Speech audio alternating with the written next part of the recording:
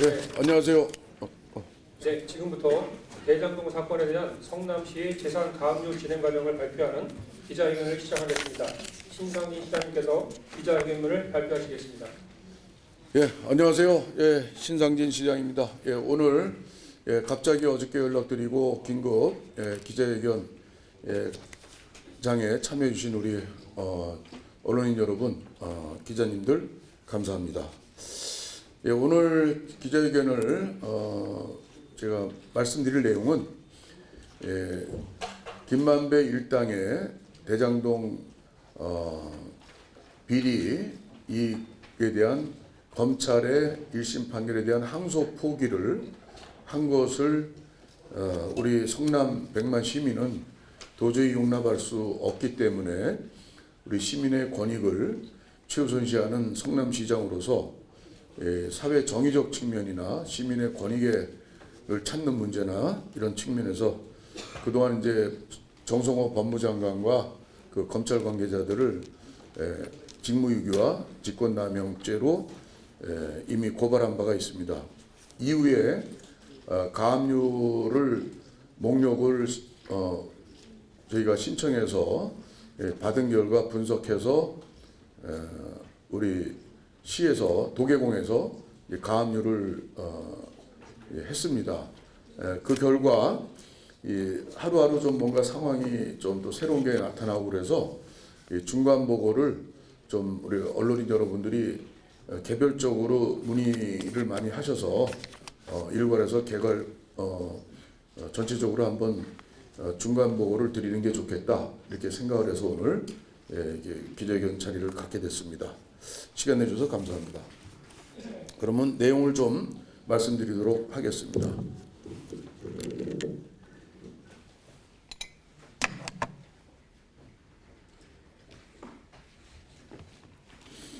네, 존경하는 성남 시민 여러분 그리고 언론 여러분, 우리 성남시는 대장동 개발 비리 사건으로 인해서 시민들이 입은 막대한 피해를 회복하고 부당하게 취득된 범죄 수익을 철저히 환수하기 위한 법적 조치를 강력하게 진행하고 있습니다. 이에 대한 주요 진행 상황을 정직하고 투명하게 보고드리겠습니다. 우선 성남시와 성남도시개발공사가 진행하고 있는 대장동 범죄 수익 환수 조치 현황 보고 말씀드리겠습니다. 첫째, 가압류 대상입니다. 성남시는 대장동 일당 4명을 대상으로 총 5,673억 6,500여만 원에 달하는 재산에 대해 가압류를 청구했습니다. 이는 검찰의 추징보전 청구에 4,456억 9천여만 원보다 1,216억 원이 많은 금액으로 김만배와 화천대유의 아파트 분양 수익에 대한 손해배상액을 추가했기 때문입니다. 둘째, 가압류 경과를 말씀드리겠습니다. 성남시는 대장동 일당의 재산을 동결하기 위해 부동산 처분 금지 가처분 2건 포함 14건, 14개 재산에 대해 가압류 등을 12월 1일 일괄 신청하였고 오늘 현재까지 7건에 대해 담보 제공 명령을 법원으로부터 받았습니다. 셋째, 가압류에 대한 구체적인 법원 결정 현황입니다. 남욱의 경우 주식회사 NSJ 홀딩스 명의 은행 5개 계좌 300억 원 등 예금 채권에 대해 담보 제공 명령이 내려졌고 청담동과 제주에 소재한 부동산에 대한 처분금지 가처분 신청 2건 중 제주도 부동산에 대해 담보 제공 명령이 내려졌습니다. 정영학의 경우 가압류를 신청한 3건 646억 9천여만 원 모두에 대해 담보 제공 명령이 내려졌습니다. 성남시와 성남도시개발공사는 법원이 내린 7건의 담보 제공 명령에 대해 담보를 신속하게 마련하여 인용 결정이 내려질 수 있도록 관련 절차를 조속히 완료하여 실질적인 효력을 발생시킬 것입니다.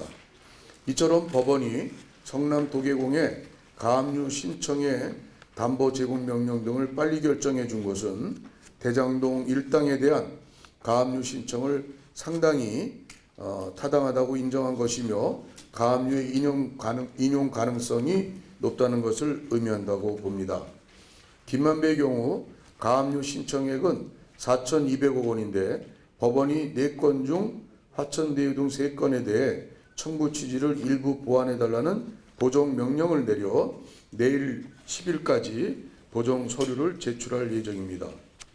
법원의 보정 명령 사유는 화천대유 전화동인 2호, 더 스프링 등 김만배 1인이 소유했던 이름뿐인 법인과 김만배의 관계를 보다 구체적으로 소명해 달라는 것입니다. 남욱과 정량하게 비춰볼 때 김만배의 가압류도 신속한 결정을 기대합니다.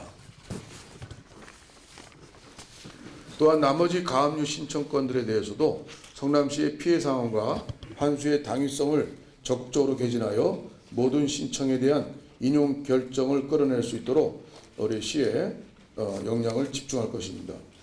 한편 오늘 오후 성남지원에서 열릴 예정이었던 배당 결의 무효 확인 소송은 재판부 직권으로 26년 3월 10일로 기일이 변경되었습니다.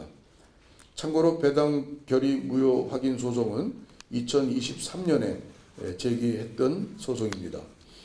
배당 결의 무효 확인 소송은 형사소송 손해배상 청구 소송과는 별개로 대장동 사업 시행사인 성남의뜰의 당시 주주총회 수익금 배당 결의를 무효화시키기 위한 민사 소송입니다.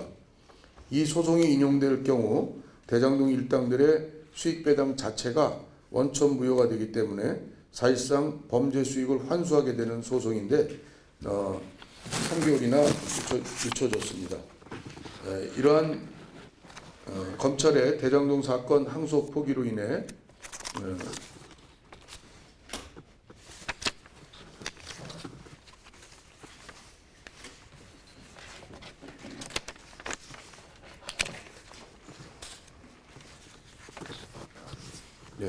검찰의 항소 포기로 인해 대장동 사건 항소 포기로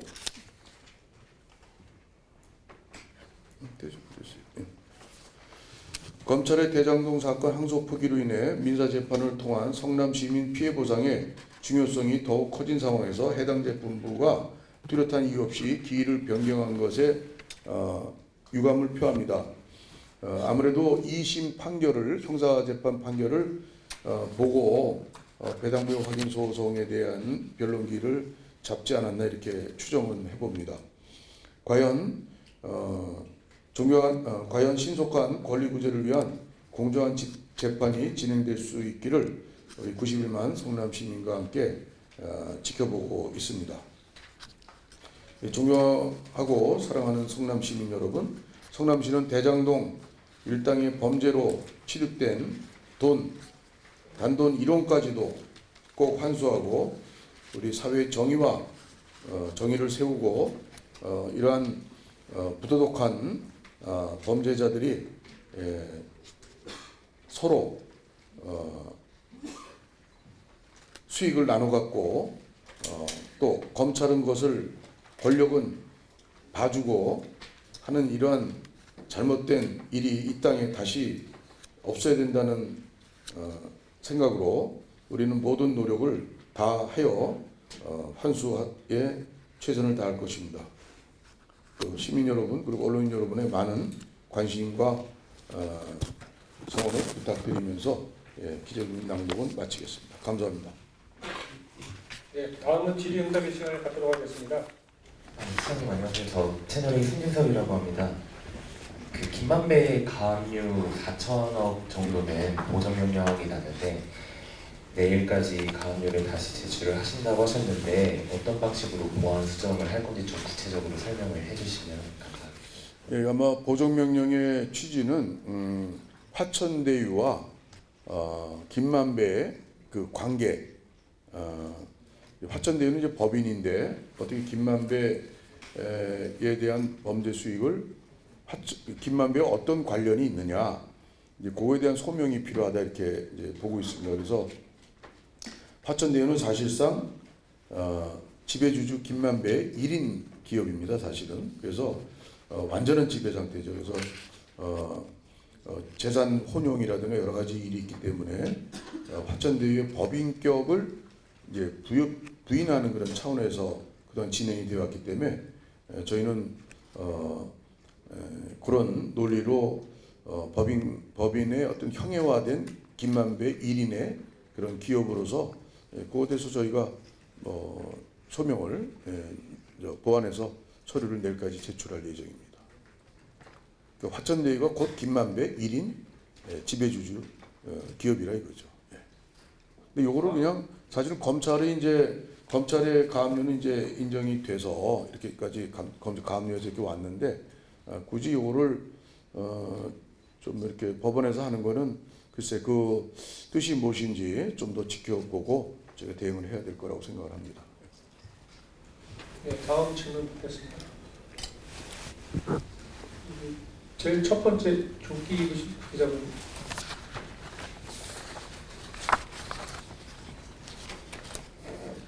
스포츠 동화 고성철 기자입니다. 오늘 성남지원에서 열릴 예정이던 배당 결의 무효 소송이요. 가압류가 된 사건입니까? 시장류 안 된 사건입니까? 그거는 우리가 23년도에 소송 제기를 했는데 배당 자체가 그러니까 이게 서로 범죄를 모의한 그렇게 해서 출발된 그런 사업 시행자로서 이제 그 처음부터 틀이 짜진 것이 판결문에 그런 것이 잘못됐다라고 원천적인 그런 문제 지적을 하고 그래서 판결문 그렇고 우리 또 그렇게 봤기 때문에 2년 전에 저희가 배당 무효 확인 소송을 이미 제기해 놓은 상태인데 그것이 변론기일이 잡히려면 형사재판이 이제 좀 나와야 되는데 그것이 그동안 나오질 않았기 때문에 변론기일이 안 나오다가 12월 9일로 잡혔습니다. 근데 그것을 아마 우리가 이제 변호사분들이 추정하기를 아마 2심까지 좀 판결을 보고 그래서 뭐 3월 전에는 2심 판결이 나지 않을까 이렇게 추정을 해서 날짜 변경을 했던 것 같습니다. 그 사건에 대해서는 가압류는 아직 안 된 사건인가 보죠? 그거는 저희가 어떤 가압류 대상을 알고서 한 것은 아니죠. 가압류 대상을 알고서 배당 무효 확인 소송을 한 것은 아니고 배당 이 자체가 범죄 일당의 그런 그것부터 시작된 그 수익을 배당한 것을 저희 인정할 수 없는 차원에서 무효 소송을 한 것이죠. 감사합니다. 네, 다음 좀 창가 쪽 계신 분 있어요? 좀 앞쪽 질문 받겠습니다. 네, 뉴스백 김동철 기자입니다.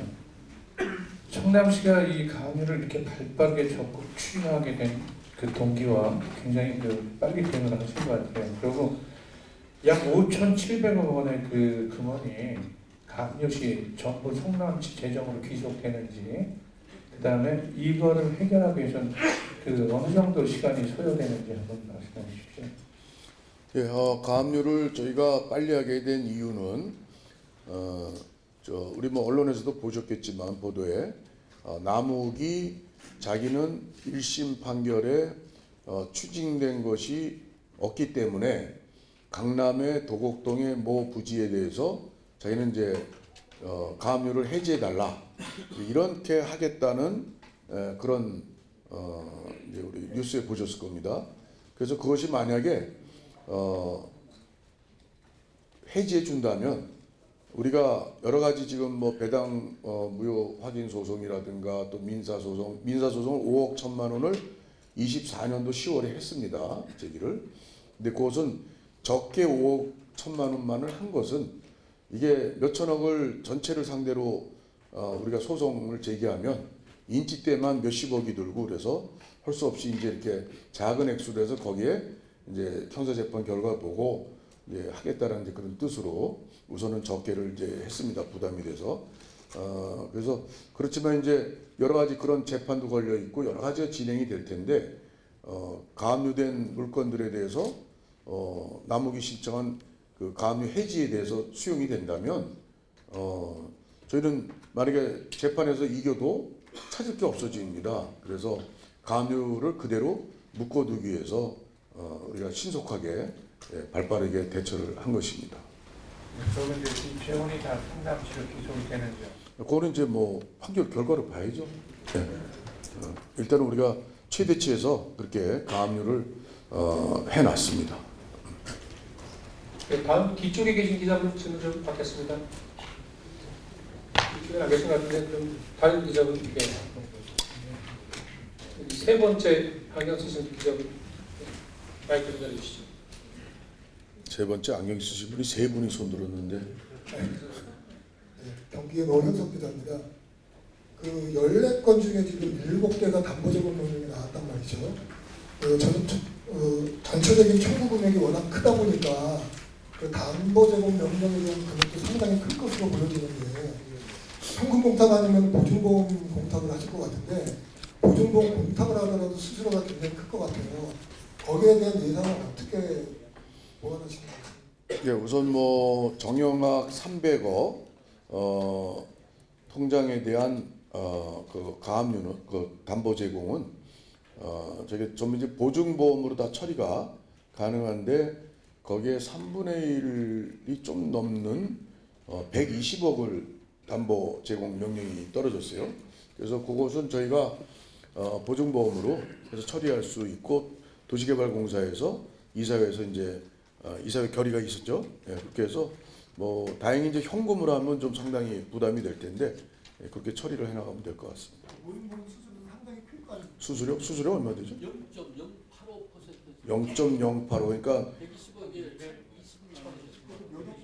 그러니까 120억에 0.085면 1,020만 원. 1,020만 원. 예, 그 정도는 뭐 감당할 수 있는 액수인 것 같습니다. 네, 다음 기자분 바로 옆에 기자분 질문 해주시죠.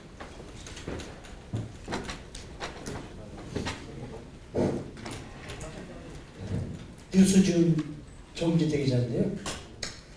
지금 그 성남시의 대장동 사건은 성남시에 한해서 국한된 게 아니라 전 국민이 전부 그 주시를 하고 있습니다. 근데 대장동에서 원주민들이 그 강제로 토지를 수용한 그런 경우인데요. 그 원주민들이 연판장이나 이걸 받아가지고 집단 행동 이런 걸 한다는 얘기가 있습니다. 거기에 대해서 아시는 분이 있으면 좀 말씀해 주시죠. 예, 저희가 그 피해를 직접적으로 본 이제 분들이 대장동 원주민들 제대로 보상 못 받고 강제 수용당한 그런 분들이 계시고 또 우리 성남 시민 전체에 이제 이게 손해가 끼쳐진 부분은 대장동에 복지관을 짓고 있습니다. 이제 착공을 조만간 할 텐데 그게 한 500억 가까이 됩니다. 그리고 도서관을 현재 이제 한참 이제 공사가 한 3분의 2 정도 거의 많이 됐는데 그것 또한 200억이 넘습니다. 그리고 이제 송전설로 그 지중화 사업이 성남에 들어오고 지금 소송이 걸려 있는데 그게 우리가 성남시가 만약에 패소를 한다면 이게 1,000억 이상 되는 돈을 시가 부담해서 그걸 지중화해야 됩니다. 그 외에 이제 무슨 주민들께서 여러 가지 그 주변 환경 개선 사업 또 뭐 체육시설 만들어 달라 뭐 이런 여러 가지 민원들인데 그걸 다 하면 이게 또 몇천억 들어갑니다. 그러니까 그런 것을 대장동 개발을 하면서 생긴 그 이익을 그 대장동 주민을 위해서 우선 써야 되고 또 기타 우리 성남시 또 판교나 분당 성남시 수정중원 시 전체 자산으로 우리 도시개발공사는 시에 우리 예산으로 세금으로 100% 출자 기관이 우리 도계공이 그 사업 주체로 했으니까 이제 그런 부분들을 1,800억의 수익을 딱 한정해 놓고 범죄자들에게 아주 마음껏 그 수익 이익을 챙기도록 해준 그 배임의 그런 그 문제들을 우리 시가 결국은 이런 것을 환수해서 결국은 대장동 불이익을 당한 손해본 원주민들 그래서 그런 부분들 시민들 해서 저희가 이제 시민 소송단이라는 거 개발이익 부당이익 환수 시민 소송단을 저희가 이제 대장동 원주민들 뭐 해서 함께 참여하는 그런 소송단 또 변호인단을 구성해서 조만간 그 소송단 마련하려고 합니다. 예, 기자님 한 번만 더 받도록 하겠습니다. 예, 여기 세 번째 기자님 옆에 계십니다. 네. 네, 안녕하세요. YTN 최유선인데요. 가압류 관련해서 로펌 선임이 좀 어떻게 되고 있는지, 만약에 선임이 안 되고 있다면 법적 조치를 좀 어떤 식으로 하고 계신지 궁금합니다. 저희가 우리 도시개발공사에서 20개 로펌을 국내 큰 로펌을 다 이렇게 접촉을 했는데 다 수임을 못하겠다. 그리고 이제 아주 대형 로펌 몇 군데는 이미 김반배 일당에 그 변호로 다 선임이 돼 있고, 그러니까 그리고 이제 여러 가지 뭐 눈치를 보지 않겠어요, 권력의 눈치를. 그래서 저는 이제 여러 가지 상황을 그동안 쭉 이 재판이나 뭐 이 송사를 쭉 보면은 대형 로펌이라고 꼭 이긴다고 보지는 않습니다. 거기에 대형 로펌에서 또 거기서도 결국 어떤 변호사가 맡아가지고 담당 변호사가 또 하죠. 근데 로펌의 그런 인프라를 활용해서 할 수 있는 장점도 있겠지만 중요한 거는 이 정신이 똑바로 박힌 변호사가 필요합니다. 이것을 정말 이런 부정의한 것을 못 참고 이것을 밝혀내겠다는 정의감에 불타는 그런 변호사, 또 성남에 우리 또 이러한 시민의 손해를 끼친 것에 대해서 반드시 찾아서 시민에게 정말 돌려드려야 되겠다는 그런 의지가 확실한 그런 변호사가 개인 개업 변호사라도 그래서 승소한 큰 로펌과 싸워서 이긴 그런 변호사들도 많이 있습니다. 그래서 저희는 우리 시의 고은 변호사와 또 우리 도계공의 고은 변호사에서 아주 열심히 아주 올바른 자세로 아주 열심히 지금 해서 가압류에 대한 이런 것도 지금 진행을 하고 있고, 그래서 저는 뭐 로펌 부럽지 않습니다. 그거 뭐 돈만 많이 들지 별로 뭐 그거 이익과 이해관계 얽혀 있는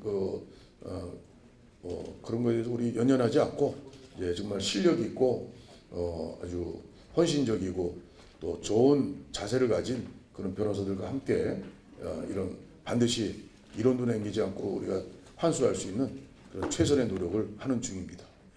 몇 분이 계신 거예요? 우선 세 분이 가압류 부분은 세 분이 하고 있고, 또 저희가 최근 이제 조만간 우리 시민소송단을 만들 때 거기에 따른 이제 공동 변호인단을 구성하는데 그분들과 함께 몇 분을 더 우리가 실력 있고 열심히 하는 그런 변호사분들을 몇 분 더 모시려고 합니다. 지금은 다 고문 변호사분들이 하시는 거예요? 지금은 다 고문 변호사분들만 하시는 거예요? 그렇습니다. 예. 아주 성실하기 짝이 없는 변호사 실력도 있으시고, 그래서 민선 8기 때 고은 변호사님으로 들어오신 분들이고, 저 어떤 뭐 시의 무슨 어떤 또 시장과 무슨 어떤 이익 뭐 이런 걸 하는 그런 게 아닙니다. 우리가 화천대유에서 아니 1공단 그 재판에서 저희가 1심에서 290억 원의 손해배상을 사업시행자에게 하라는 판결이 19년도에 내려졌는데 그 화우에서 그걸 맡았거든요. 근데 이 변호사 교체를 할까 하다가 가장 또 잘 알고 있는 변호사일 테고, 그래서 제가 23년도 8월 달에 2심 재판 판결일에 우리 변호사와 또 우리 시 고은 변호사 같이 함께 그 1공단 소송권을 잘 살펴보고 대책을 마련해서 2심에서 이겼습니다. 그래서 뭐 이 화우면 우리나라 뭐 5번째 안에 드는 큰 로펌 아닙니까? 그런데 1심에서는 졌어요. 그 2심에서 시장이 아주 큰 관심과 잊히면 안 된다. 그때 이자까지 불어서 뭐 한 500억 뭐 이렇게 되고, 만약 2심에서도 패하고 대법 가면은 이게 뭐 몇 년 동안 이자가 불어서 어떻게 될지 모릅니다. 1000억도 될 수 있고. 그래서 제가 이제 굉장히 이제 신경을 써서 이렇게 고은 변호사 또 담당 화우 변호사 이렇게 같이 공동으로 검토하고 이렇게 참 한 결과 어쨌든 저희가 2심에서 승소할 수 있었습니다. 거기에도 우리 고은 변호사들이 또 많은 또 자문과 조언을 주셨습니다. 결국 이제 화후에서 계속 1, 2심을 다 맡았죠. 한 번은 패하고 2심에서는 승소하고 이런 결과가 나왔었습니다. 네, 시간에 대한 질의는 이상으로 마치겠고요. 우리 도시개발공사 사장님 대사하고 계시니까요. 기자회견 종료 후에 질의를 받도록 하겠습니다. 그리고 잠깐요. 저 혹시 이 성남 도계공이 소송 주체인데 왜 성남시장이 시가 뭐 이렇게 하냐라는 혹시 질문이 계실까봐 답변을 좀 찾았는데 안 물어보셔서 참고로 말씀드리면 그렇더라고요. 뭐다 아시는 말씀일 텐데 지방재정법 87조에 지방자치단체장은 채권의 확보와 지방자치단체 이익을 도모하는 데 필요한 조치를 해야 한다. 이게 돼 있고 시장에게 공적 채권 확보를 위한 적극적 조치 의무를 부여했습니다. 법에. 또한 성남도시개발공사는 성남시가 100% 출자한 지방공기업이고 대장동 소송에 대한 여러 가지 결과들은 우리 91만 시민 전체에게 미치는 영향이 있는 그 재산권에 직결되고 또 시의 예산에 또 세금 이 부분에 직결되는 바 당연히 이제 시가 이제 그 주체 중에 또 주체로서 일을 할 수밖에 없는 그런 여건이라는 걸 말씀드립니다. 예, 그리고 이제 제가 저도 이제 좀 궁금했었는데요. 저희가 4,456억 원이 거기에 따른 거기에 이제 검찰이 추징 보존한 금액이 2,070억이라고 언론에 이미 보도됐었던 적이 있어요. 근데 그거는 이제 수치가 잘못된 거고 실제로는 우리 가압류 목록을 받아보니까 4,456억이 이제 추징 보존된 액수고요. 그리고 그럼 우리가 요번에 5,673억을 우리 이제 가압류를 했지 않습니까? 그 차액이 216억 원인데 그 차익은 어떻게 생긴 거냐?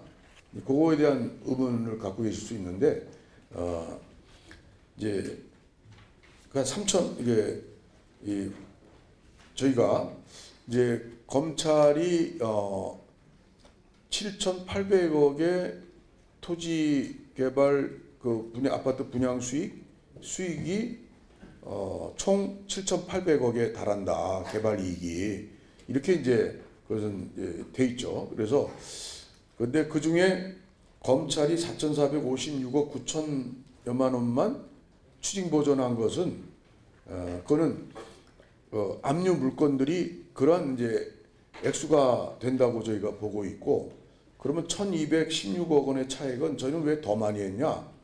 그것은 그 계산이 그러니까 도계공이 그 배임 피해액을 1,128억 원이라고 1심 판결에서 법원에서는 인정했습니다. 1,128억.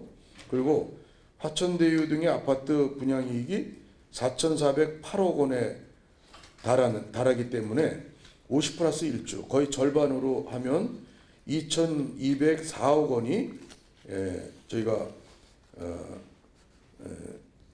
더 추가로 더 받아야 되는 그런 액수가 되겠습니다. 그래서 합계가 1,128억 원과 2,204억 원을 더하면 3,332억 원에 대한 손해배상 채무를 저희가 또 확인하고 그것을 저희가 할 수 있는 최대한 가압류 금액을 이제 더 늘려서 우리가 5,613억으로 할 수 있는 한 다 모두 받아내기 위해서 환수하기 위해서 그렇게 잡았다는 걸 참고로 말씀드리고 저희가 그럼 예금 통장에 과연 얼마나 액수가 있는지는 가압류 목록에 나오진 않습니다. 김만배 통장 얼마 뭐 어디 또 어디 회사 기업 이름으로 돼 있는 거기 얼마 이것이 통장만 나와 있지 그 통장 계좌까지 돼 있죠. 그런데 그 액수는 총 얼마다 이것에 없기 때문에 저희가 포괄적으로 좀 더 포괄해서 더 크게 가압류를 이번에 신청하게 됐습니다. 자, 이걸로 네, 그럼 이상으로 기자회견을 모두 마치겠습니다. 참석해주신 여러분 감사합니다. 자, 수고들 하십시오. 감사합니다. 책임자들 또 그런 모든 드러난 사람들에 대해서 우선은 저희가 지난번에 이제 형사 고발을 했는데 이제는 저희가 그 사람들이 결국은 2심 판결을 가로막고 결국은 4,730억 원으로 이 상한이 정해져 있기 때문에 저희는 우리 시민의 피해를 손해를 보상받기 위해서 그들의 행위에 대해서 저는 또한 민사로 또 소송을 그 사람들에 대해서 책임자들에 대해서 항소포기 책임자들에 대해서 민사소송도 제기할 계획임을 말씀드립니다. 네, 감사합니다.